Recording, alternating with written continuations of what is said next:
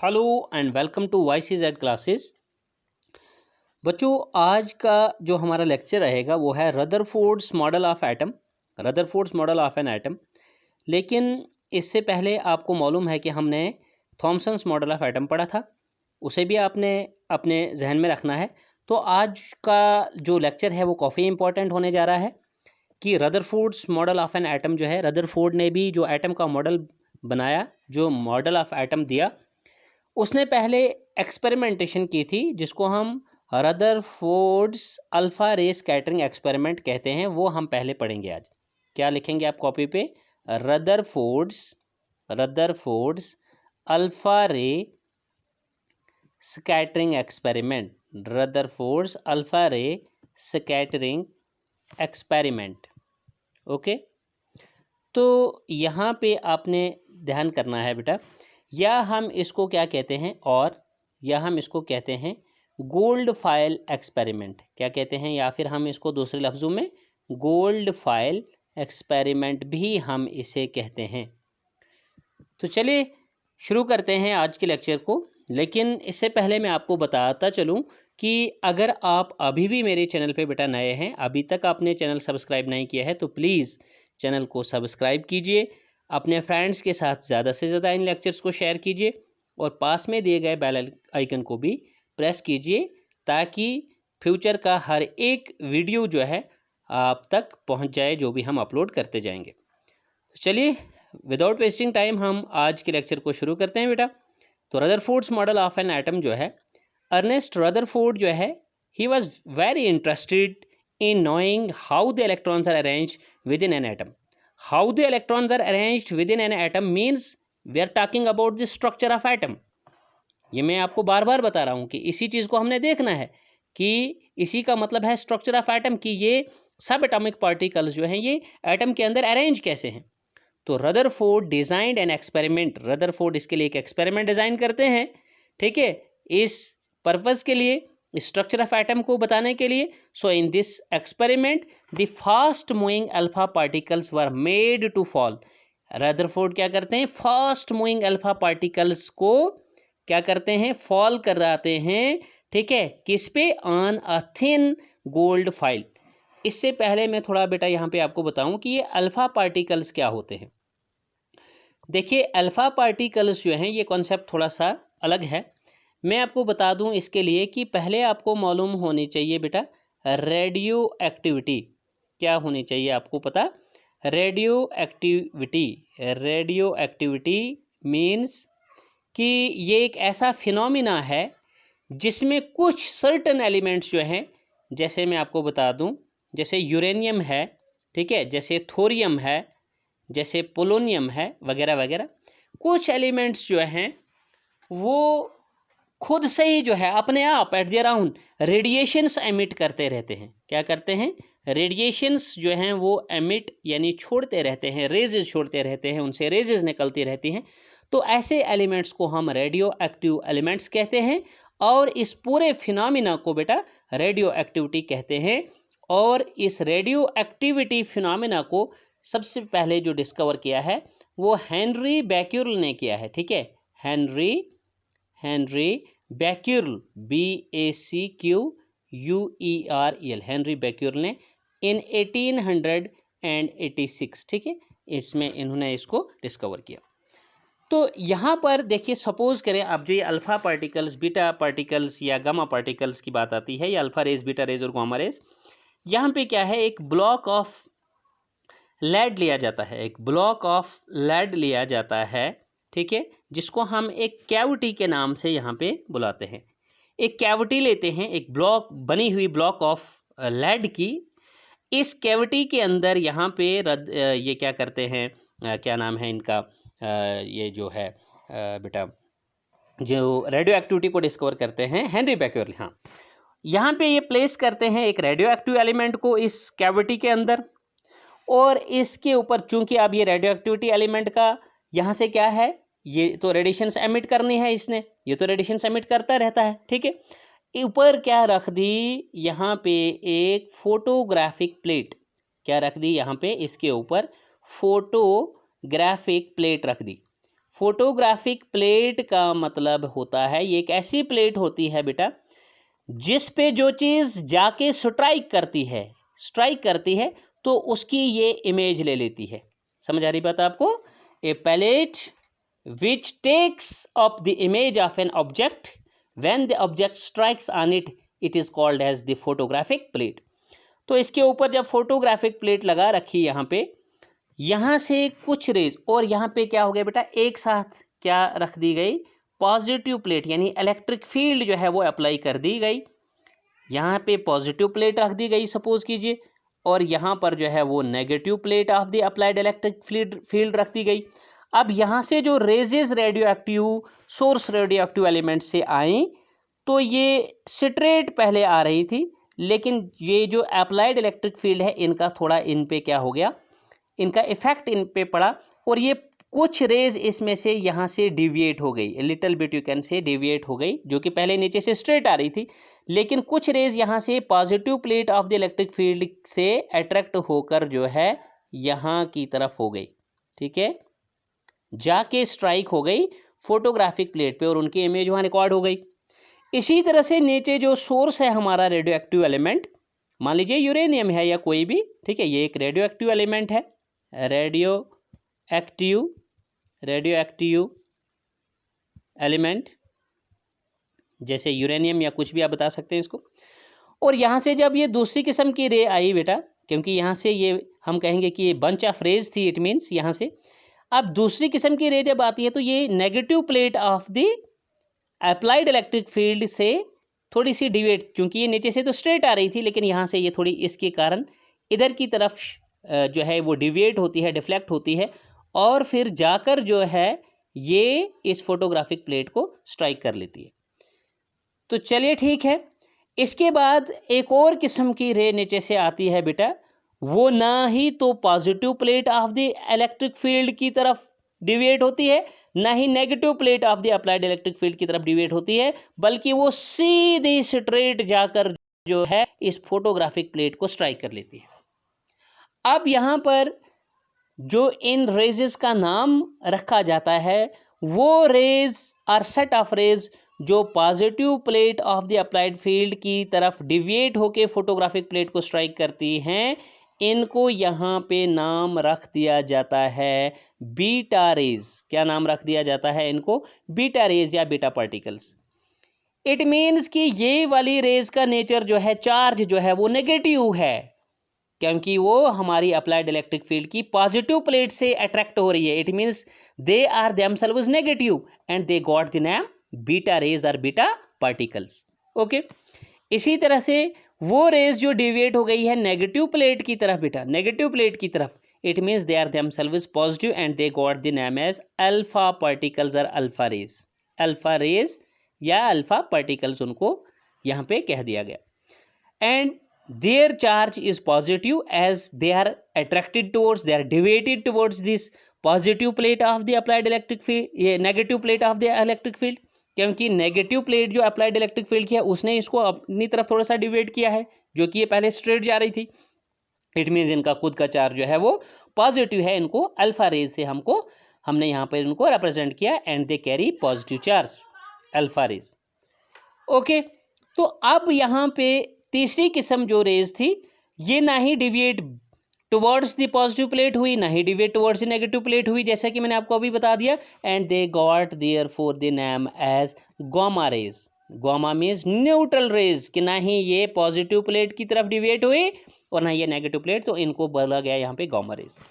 तो बीटा और गामा को यहाँ पे बेटा छोड़ दीजिए, हमें यहाँ पे रदरफोर्ड ने कौन सी रेज यहाँ पर यूज़ की अपनी एक्सपेरिमेंट में, गोल्ड फाइल एक्सपेरिमेंट में, या जिसे आप कहेंगे Rutherford's alpha rays scattering experiment, उसने यहाँ पे अल्फा रेज, अल्फा पार्टिकल्स जो हैं वो यूज़ किए। ठीक है, तो वही बात यहाँ पर आ रही है जो हम यहाँ पढ़ रहे थे। In this experiment fast moving alpha particles were made to fall on a thin gold foil. क्योंकि देखिए यहाँ पे थिन गोल्ड फाइल, गोल्ड जो है, फाइल का मतलब होता है thin sheet of something, file means thin sheet, और किसकी थिन शीट यहाँ पर ली गई? गोल्ड की ली गई, क्योंकि गोल्ड जो है ये मोर डक्टाइल मेटल है। ठीक है, इसको जितना आप थिन करना चाहो उतना थिन ये हो सकता है। तो इस थिन गोल्ड फाइल पे जो है ये फास्ट मूविंग अल्फा पार्टिकल्स को पास किया गया Rutherford's alpha ray scattering experiment में। तो देखिए यहाँ पे क्या हुआ, he that means the Rutherford selected a gold foil because, क्यों गोल्ड फाइल को सिलेक्ट किया अपने इस एक्सपेरिमेंट के लिए, because he wanted as thin a layer as possible, क्योंकि वो इतनी थिन इतनी पतली लेयर चाहते थे किसी भी चीज़ की जितनी मुमकिन हो सके अपने इस एक्सपेरिमेंट के लिए। This gold file was about 1000 atoms thick, मतलब 1000 एटम जो है वो मिलकर इस गोल्ड फाइल को की थिकनेस को जो है वो बनाते हैं। तो एटम आपको मालूम है कि कितना छोटा होता है, ये 1000 भी मिल जाएं तो भी थिकनेस कम ही मानी जाएगी, इसकी थिन ही रहेगी यहाँ पे इसकी थिकनेस गोल्ड फाइल की। दूसरी चीज़ है alpha particles are doubly charged helium ions, और जो ये अल्फा पार्टिकल यहाँ पर आप बता रहे हो इनका जो चार्ज यहाँ पर डिटरमाइन हुआ है, they are doubly charged helium ions.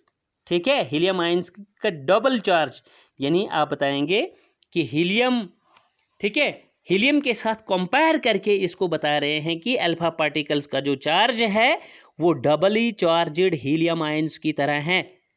Since they have a mass, because कि इनका जो मास है वो इसी हीलियम के साथ हम इसको कंपेयर करके बताते हैं 4 एटॉमिक मास यूनिट या 4 यूनिफाइड मास होता है।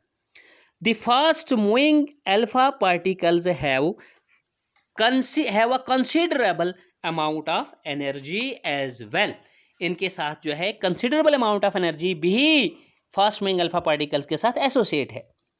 नेक्स्ट इस एक्सपेरिमेंट में हम पॉइंट जो इंपॉर्टेंट है वो पढ़ रहे हैं।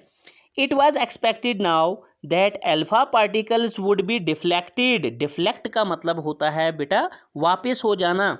जैसे मान लो हम यहाँ से अल्फा पार्टिकल्स को पास कर रहे हैं, अल्फा पार्टिकल्स आप यहाँ से डाल रहे हैं किस पे, एक थिन गोल्ड फाइल पे, तो यहाँ से ये रेज अगर स्ट्रेट आ रही हैं तो ये अगर स्ट्रेट ही जा रही हैं तो इट मीन्स कोई इनको डिफ्लेक्ट, कोई इनको रोक टोक नहीं रहा है, तो कोई रेज जो है इनको यहाँ पर डिफ्लेक्ट नहीं करती हैं, इनको नहीं डिविएट करती हैं, इनको नहीं यहाँ से किसी और डायरेक्शन में मोड़ती हैं अगर ये स्ट्रेट जाती है। लेकिन हम कह रहे हैं यहाँ पर कि it was expected that alpha particles would be deflected, कि ये यहाँ से अपनी डायरेक्शन से डिफ्लेक्ट हो सकती हैं by the sub atomic particles. किसके कारण लेकिन ये डिफ्लेक्ट हो सकती है अल्फा पार्टिकल्स जिनको आप थिन गोल्ड फाइल से पास कर रहे हो इस एक्सपेरिमेंट में, कि इस थिन गोल्ड फाइल में जो सब एटॉमिक पार्टिकल्स होंगे electron proton neutron, by the sub atomic particles in the gold atom, जो इस गोल्ड फाइल के एटम में प्रेजेंट होंगे उन सब एटॉमिक पार्टिकल से ये जब हिट करेंगे, स्ट्राइक करेंगे, तो ये बजाय स्ट्रेट के थोड़े डिफ्लेक्ट हो जाएंगे। अब ये दो किस्म की डिफ्लेक्शंस कहा जाता है यहाँ पर शो करते हैं, एक करते हैं मेजर डिफ्लेक्शन और एक किस्म का डिफ्लेक्शन यहाँ पर माइनर आता है, दोनों को हम यहाँ पर डिस्कस करेंगे। अब देखिए since the alpha particles were much heavier than the proton, जो नॉर्मल प्रोटॉन होता है बेटा उससे अल्फा पार्टिकल्स जो है वो कहीं हैवियर होता है, यानी ज़्यादा वजनी होता है। He did not expect to see large deflections here, तो उसने यहाँ पे लार्ज डिफ्लेक्शंस जो हैं वो एक्सपेक्ट तो नहीं करते थे। ही डिड नॉट एक्सपेक्ट, यानी रदरफोर्ड नहीं सोच सकते थे, यहाँ पर हम नहीं एक्सपेक्ट कर सकते थे, रदरफोर्ड एक्सपेक्ट नहीं कर सकते थे कि यहाँ पर हमको लार्ज डिफ्लेक्शंस भी देखने को मिल सकती हैं। लेकिन देखिए आगे क्या होता है, ये इसका बेटा डायग्राम है, ये आपने अपनी कॉपी पे भी बनाना है। देखिए इसमें क्या है, ये आप किसी एक एटम में भी बोल सकते हो, दिखा सकते हो, ठीक है। जैसे मान लीजिए मैं एक ही एटम में ये चीज़ बता दूं, ये मैंने बहुत सारी रेज यहाँ पर ले ली, ये जो मैं डायरेक्शंस दिखा रहा हूँ ये लाइंस ले रहा हूँ, मान लीजिए कि ये अल्फा रेज है। अब यहाँ पर क्या हुआ था, जैसे हम इसका ऑब्जर्वेशन पढ़ेंगे यहाँ से आपको पता चलेगा। अगर मैं एक सिंगल एटम से बता दूं, देखिए मैं थोड़ा डायग्राम को बाद में बताऊं, पहले यहाँ पे ये इंपॉर्टेंट चीज़ मैं आपको बता दूं। But the alpha particle scattering experiment gave totally unexpected result, मतलब जो तुम एक्सपेक्ट कर रहे थे तो गोल्ड फाइल स्कैटरिंग एक्सपेरिमेंट ने, अल्फा रे स्कैटरिंग एक्सपेरिमेंट ने अनएक्सपेक्टेड रिजल्ट्स यहाँ पर दिए, जो रदरफोर्ड एक्सपेक्ट ही नहीं करते सकते थे कि ऐसा होगा, वैसा यहाँ पर देखने को मिला रदरफोर्ड को इस अल्फा रे स्कैटरिंग एक्सपेरिमेंट का हो या इस गोल्ड फॉइल एक्सपेरिमेंट से उनको ऐसा अनएक्सपेक्टेड रिजल्ट देखने को मिले। The following observations are now made by the Rutherford by doing this experiment. अब जब ये एक्सपेरिमेंट किया तो रदरफोर्ड को कुछ ऑब्जर्वेशन यहाँ से मिलती है, वो ऑब्जर्व करते हैं यहाँ से इस एक्सपेरिमेंट से। ये कहते हैं most of the fast moving alpha particle pass straight through the gold file. मतलब अगर ये एक एटम है, मान लीजिए अगर थिन गोल्ड फाइल का एक एटम हम कंसिडर करते हैं, तो जितनी अल्फा पार्टिकल्स इससे पास हुई हैं मोस्टली जो है ये कहते हैं कि अल्फा पार्टिकल जो है अनडिफ्लेक्टेड, कि एटम के अंदर ऐसी कोई चीज़ नहीं है जो इनको रोक सकती है अल्फा पार्टिकल्स को, तो वो इनको स्ट्रेट जो है वो इस एटम को चिरती हुई जो है इससे स्ट्रेट फॉरवर्ड जो है वो पास होती है। ऐसा पहला ऑब्जर्व करते हैं कौन, ये रदरफोर्ड। दूसरा कहते हैं कि some of the alpha particles were deflected, लेकिन कहता है कि कुछ अल्फा पार्टिकल जो है वो डिफ्लेक्ट होते हैं, लेकिन मैक्सिमम जो है वो अनडिफ्लेक्टेड, वो स्ट्रेट पास होते हैं इस थिन गोल्ड फाइल से। लेकिन some of the alpha particles were deflected by the foil और thin gold foil by small angles. जैसे मान लीजिए अगर मैं एक एटम में दिखाऊं, ये अगर अल्फा पार्टिकल से आ रहा है तो ये बजाय स्ट्रेट के थोड़ा सा माइनर जो है वो डिफ्लेक्ट हो सकता है। ये मैक्सिमम अगर बिल्कुल पास हो रहे हैं, लेकिन कुछ जो है वो थोड़ा सा माइनर डिफ्लेक्ट जो है वो बजाय स्ट्रेट के थोड़ा सा अलग हो जाते हैं। It means something seems inside the atom which deflects them in another direction, जो उनको दूसरी डायरेक्शन में यहाँ से कर देता है। ठीक है, तो यहाँ पे कहता है रदरफोर्ड की some of the alpha particles were deflected by small angles, some of the alpha particles were deflected by the thin gold foil by small angles. Third point of observation है सरप्राइजिंगली, हैरान करने वाली बात है, 1 out of every 12,000 particles, यानी major deflection की ये बात होगी। ये तो माइनर डिफ्लेक्शन था ना अभी तक। पॉइंट थर्ड कहता है कि मेजर डिफ्लेक्शन भी देखने को मिलता है। सरप्राइजिंगली, हैरान कर देने वाली बात है कि अगर मान लीजिए कि 12,000 अल्फा पार्टिकल्स अगर हम यहाँ से अप्लाई करते हैं तो 12,000 में से कम कोई एक अल्फा पार्टिकल, एक अल्फा रे जो है वो क्या आती है, बाउंस बैक। ठीक है, every surprisingly 1 out of every 12,000 particles appeared to rebound, rebound हो गया दोबारा वापस आ जाना, वो वहाँ से रिफ्लेक्ट बैक होके वापस आ जाती है। यानी ये मैक्सिमम तो पास ऑन हो जाती हैं, लेकिन कम से कम अगर हम 12,000 रेजेस यहाँ पे अप्लाई करते हैं तो 12,000 में से कोई एक जो है अगर इसका डायरेक्शन पहले आगे की तरफ है तो फिर ये इसी रास्ते से जो है वो वापस भी आ जाती है। That means subtending a major deflection of एक स्ट्रेट लाइन पे अगर, ठीक है, एंगल हम देखेंगे तो वो कितना आता है 180 डिग्री का। Bounce back 1 out of 12,000 rays जो है वापस आ जाके एक मेजर डिफ्लेक्शन जो है वो शो करती है। अब ये मैंने आपको सिंगल एटम में थोड़ा दिखा दिया। यहाँ पर जो डायग्राम है बेटा ये मल्टी एटम्स में दिखाई गई है। ठीक है, बहुत सारे एटम्स में, गोल्ड फाइल में बहुत सारे एटम्स जो होंगे वो वहाँ पे मल्टी एटम्स में दिखाया गया है। ये जो रेजेस आप देख रहे हैं मैक्सिमम ये पास हो रही हैं, लेकिन कुछ जगहों पर ये देखिए आप यहाँ देख रहे हैं कि स्मॉल एंगल्स, ये देखिए यहाँ पर स्मॉल एंगल्स में डिफ्लेक्शंस जो है वो दिखाया गया है, जिसमें हम ये बात कह रहे हैं कि मैक्सिमम रेज जो है वो स्ट्रेट विदाउट डिफ्लेक्शन यानी अनडिफ्लेक्टेड पास होती चली जा रही, लेकिन कुछ जो है वो माइनर डिफ्लेक्शन जैसे यहाँ और जैसे यहाँ पे दिखाया गया है वो शो करती है, और कुछ जो है वेरी फ्यू जिसको हम बोलेंगे बहुत कम, यानी अगर 12,000 अल्फा पार्टिकल्स हैं तो उनमें से एक अल्फा पार्टिकल जो है वो मेजर डिफ्लेक्शन शो करता है, यानी जिस रास्ते से वो, जिस पाथ से वो फॉलो होती है अल्फा पार्टिकल, उसी पाथ से वो वापस आ जाती है।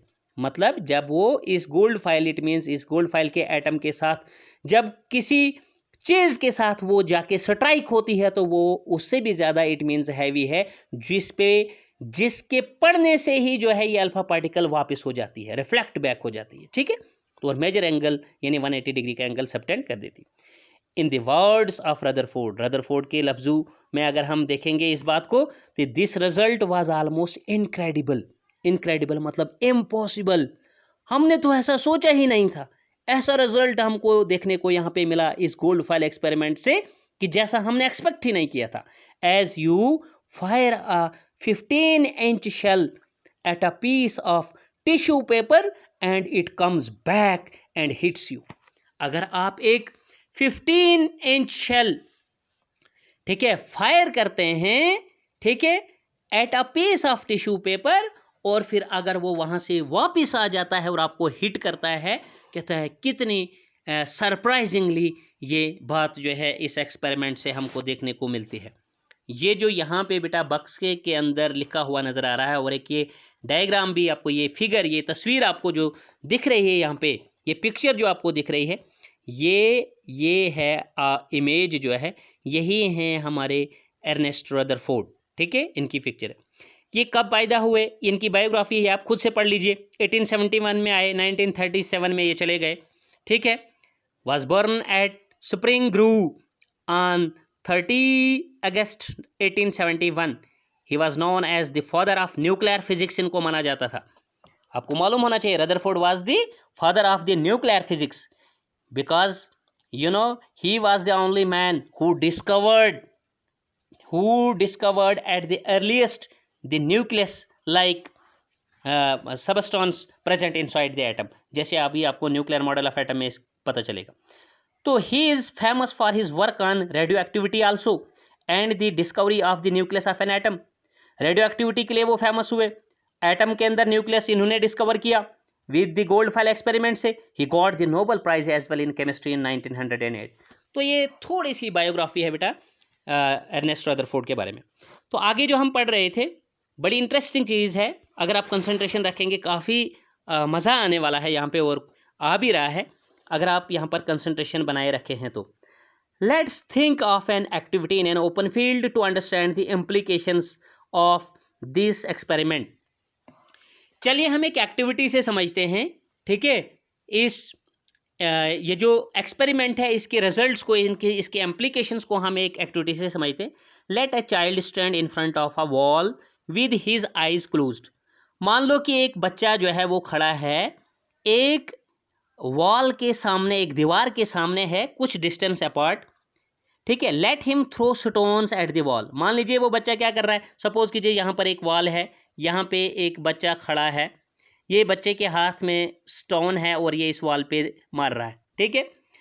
तो लेकिन ये जो बच्चा है ये क्या कर रहा है, ये वॉल के सामने खड़ा है और ठीक है, इन front of wall with his eyes close, इसकी आंखें बंद हैं पर, और लेट हिम थ्रो स्टोन्स, और मान लो कि ये क्या कर रहा है, स्टोन्स फेंक रहा है, ठीक है, eight the wall from a distance. इस वॉल पे अपनी आंखें बंद करके स्टोन्स फेंक रहा है, आंखें बंद करके।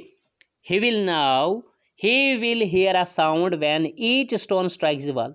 अब जो ये कुछ डिस्टेंस अपार्ट है इस वॉल से, और उस वॉल पे ये आंखें बंद करके स्टोन्स जो स्ट्राइक कर रहा है, स्टोन जो डाल रहा है, तो उसकी आवाज़, जब स्टोन स्ट्राइक करेंगे वॉल को तो उसकी आवाज़ उसको सुनाई देगी। सपोज करें if he repeat this 10 times, अगर वो स्टोन जो है वो 10 बार डालता है तो he will hear this sound 10 times. But if a blind folded child, लेकिन अगर हम एक ब्लाइंड फोल्डेड चाइल्ड को बेटा यहाँ पर खड़ा कर देंगे, ब्लाइंड फोल्ड करेंगे, ठीक है, मतलब उसकी आंखों पे कोई पट्टी वट्टी आप बांध के रख देंगे बच्चे के, अगर वो आप यहाँ लेंगे, were to throw stones at a barbed wire fence. Barbed wire fence हो गया कि जैसे मान लीजिए एक वायर है फेंसिंग के लिए जो हम यूज़ करते हैं, उसमें बहुत सारे शॉर्ट स्पाइक्स हैं, ठीक है, एक कांटेदार, ठीक है, वायर आप बोलेंगे, मतलब तेज़ नोकीली वायर, ठीक है, जैसे हम फेंसिंग के लिए हम यूज़ करते हैं, जिसमें बहुत सारे छोटे छोटे शार्प स्पाइक्स होते हैं, ठीक है। अगर हम वो यूज़ करेंगे यहाँ पर बेटा, उसमें अगर सपोज करें अब वॉल के बजाय अब आप इस ब्लाइंड फोल्डेड चाइल्ड ने, इसको कहा जाता है कि आप स्टोन्स थ्रो कीजिए एक बार्बड वायर फेंस पे, तो most of the stones would not hit the fencing. वो मोस्ट स्टोन जो होंगे वो हिट नहीं करेंगे इस फेंसिंग को, क्यों? And no stone would be heard, no stone would be heard, और कोई स्टोन की आवाज़ सुनाई भी नहीं देगी, क्यों? This is because there are lots of gaps, क्योंकि वहाँ पर बहुत सारे गैप्स है ना इस वायर फेंसिंग में, in the fence which allow the stone to pass through them, जो स्टोन को उन गैप से जो है स्टोन जो है वो उन लार्ज गैप से जो है वो लॉट ऑफ गैप से जो है वो पास हो जाती है और निकल जाती है, ठीक है। So following a similar reasoning, अगर हम यहाँ पर इस चीज़ को इस रीजनिंग को इसी तरह की रीजनिंग को अगर हम फॉलो करेंगे यहाँ पर, तो रदरफोर्ड यहाँ पे कंक्लूड करते हैं अपनी इस ऑब्जर्वेशन से, यानी from the alpha ray scattering experiment या from the gold foil experiment से ये कंक्लूजन्स ड्रा करते हैं। तो अब हम पढ़ेंगे थोड़े conclusions of Rutherford's alpha ray scattering experiment और gold foil experiment. First conclusion है, ये कहते हैं कि most of the space inside the atom is empty. Rutherford का मानना है कि एटम के अंदर मैक्सिमम स्पेस जो है वो खाली होती है, और atom as a whole is spherical. Rutherford का मानना है कि भाई एटम के अंदर मैक्सिमम स्पेस जो है वो खाली होती है, क्यों? Because most of the alpha particle passed through the gold file.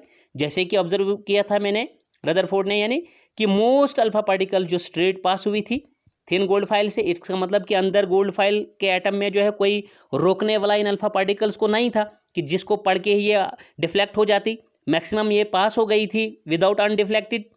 तो that is why we say that most of the space inside the atom is empty because most of the alpha particles passed through the gold foil without getting deflected. पहला conclusion. दूसरा है बेटा, very few particles were deflected from their path. बहुत कम alpha particle जो है वो अपने रास्ते से क्या हो गए हैं, डिफ्लेक्ट हो गए हैं। इंडिकेटिंग दैट, वो ये जाहिर करते हैं कि positive, indicating that the positive charge of the atom occupies very little space, कि पॉजिटिव चार्ज जो एटम का है वो एटम के अंदर ऑक्युपाई किए हुए है बहुत ही कम जगह। और रदरफोर्ड फिर फाइनली अपने मॉडल ऑफ एटम में बताते हैं कि वो पॉजिटिव चार्ज जो है इस एटम के सेंट्रल पार्ट पे प्रेजेंट है और बहुत ही कम वॉल्यूम किए हुए है और डेंसली कंसंट्रेटेड है, ठीक है। यानी वो डेंसली कंसंट्रेटेड मीन्स उसकी हैवीनेस है, वो वजनी है, क्योंकि इसी पे हमने कहा था कि अगर जैसे ऑब्जर्वेशन में बताया था कि कम से कम अगर 12,000 रेज हम पास कर रहे हैं, उनमें से एक रे जो है वो मेजर डिफ्लेक्शन ऑफ 180 डिग्री का, कि जैसे ये अगर इस एटम के सेंट्रल पोर्शन पे होता है ये पॉजिटिव चार्ज डेंसली कंसंट्रेट, इस पे जब ये अल्फा पार्टिकल्स फॉल करती है तो वो पॉजिटिव चार्ज, जिसे हम अब न्यूक्लियस भी आगे बताएंगे, इस पे जैसे ही ये हिट करती हैं तो ये इससे थोड़ा हैवी होता है, तो इस पे हिट करने से ही जो है ये बाउंस बैक वापस आ जाती हैं इसी रास्ते से, subtending major deflection, that means an angle of 180 degree. Okay, तो यही पॉइंट हम बता रहे हैं कि वेरी फ्यू अल्फा पार्टिकल जो हैं वो डिफ्लेक्ट होते हैं अपने पास से, indicating that the positive charge of the atom occupies very, जो इंडिकेट करती हैं कि जो पॉजिटिव चार्ज है एटम के अंदर वो ऑक्युपाई किए हुए, वो बनाए हुए है वेरी लिटिल स्पेस, बहुत कम वॉल्यूम हो ऑक्युपाई किए हुए।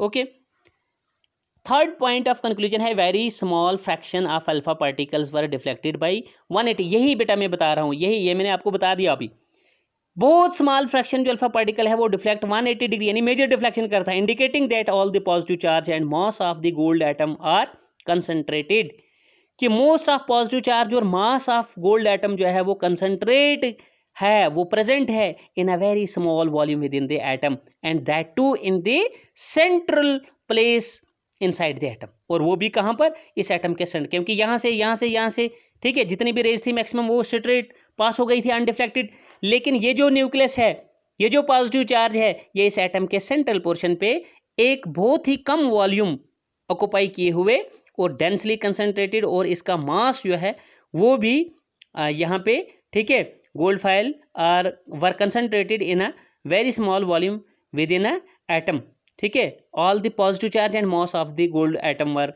Concentrated in a very small volume within a atom. So बेटा from the data he also concluded, इस डाटा से रदरफोर्ड ने यह भी कंक्लूड किया that the radius of the nucleus is about 10 raised power 5 times less than the radius of the atom. तो आप देखिए सबसे इंपॉर्टेंट चीज है कि Rutherford called this densely concentrated positive spare or positively charged region inside the atom as nucleus, and that too is present as per the experiment carried out by this Rutherford।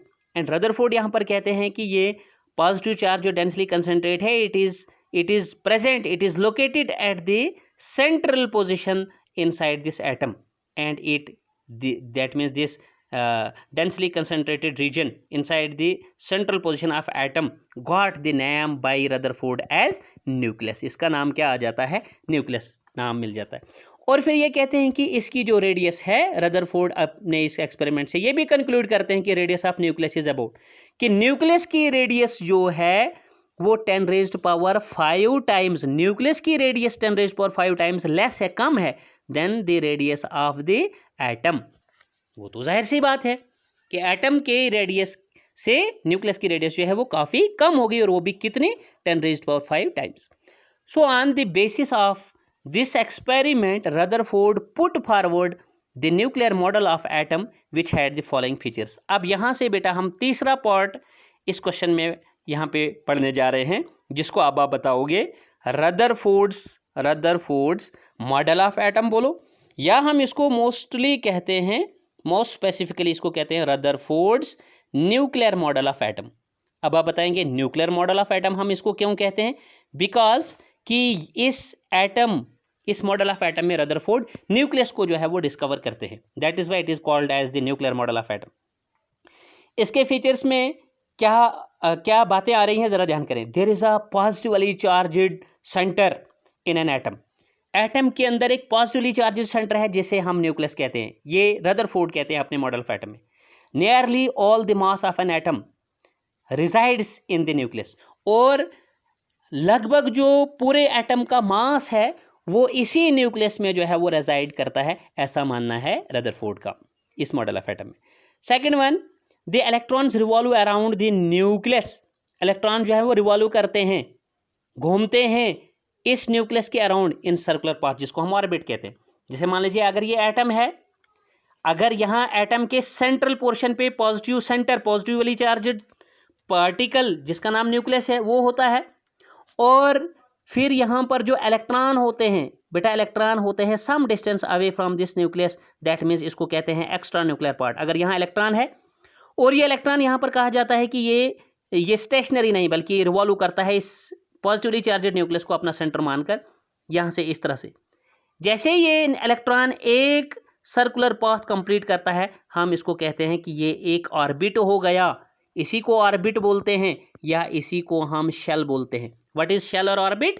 The one complete circular path formed by the revolution of this electron around the nucleus is called orbital shell। तो वही यहाँ पे Rutherford कहते हैं the electrons revolve करते हैं इस nucleus के अराउंड, और वो भी किस शक्ल में? In circular path. Third one is the size of the nucleus is very small. तीसरी बात कहते हैं रदरफोर्ड की, इस न्यूक्लियस का साइज जो है वो बहुत ही छोटा है, न्यूक्लियस बहुत ही छोटा है as compared to the size of the atom. Atom का साइज बड़ा है, लेकिन एटम के अंदर न्यूक्लियस का साइज जो है वो बहुत ही छोटा है, बहुत ही छोटा है, क्योंकि हमने पहले ही बता दिया कि ये डेंसली कंसेंट्रेटेड है और स्मॉल वॉल्यूम ऑक्यूपाई किए हुए, बहुत कम जगह लिए हुए है ये एटम के अंदर सेंट्रल पोजिशन पे। ठीक है, तो बेटा ये थे कुछ postulates of the you can say Rutherford's model of atom, जिसमें थर्ड पॉस्टुलेट में हमने पढ़ा the size of the nucleus is very small as compared to the size of the atom. तो आज के लेक्चर में हम इतना ही पढ़ेंगे, तो डेफिनेटली समझ में आएगा अगर आप कंसंट्रेशन से इसको देखेंगे। तो फिर वीडियो हमारी थोड़ी लंबी हो जाएगी, हम स्टॉप करते हैं आज के लेक्चर में, हम इतना ही पढ़ते हैं। Drawbacks and limitations of Rutherford model of atom जो है हम नेक्स्ट लेक्चर में पढ़ते हैं। तो आज के लेक्चर में इतना ही, good bye, take care, stay fit and stay safe. लेकिन फाइनली आपसे है एक रिक्वेस्ट करूँगा कि पूरे लेक्चर को पूरा देखिए, फर्स्ट टू लास्ट देखिए, पूरे लेक्चर को कंसंट्रेशन से देखिए। और बेटा अगर चैनल पर आप नए हैं प्लीज़ चैनल को सब्सक्राइब कीजिए और अपने फ्रेंड्स के साथ ज़्यादा से ज़्यादा शेयर कीजिए और लाइक भी कीजिए। ठीक है, अगर आपको लेक्चर अच्छा लगता है तो आप लाइक भी कीजिए और पास में दिए गए बेल आइकन को भी प्रेस कीजिए ताकि जो भी हम वीडियो अपलोड करते हैं उसका नोटिफिकेशन आप तक पहुंच जाए। तो आज के लेक्चर में बेटा इतना ही, good bye, take care, stay fit and stay safe.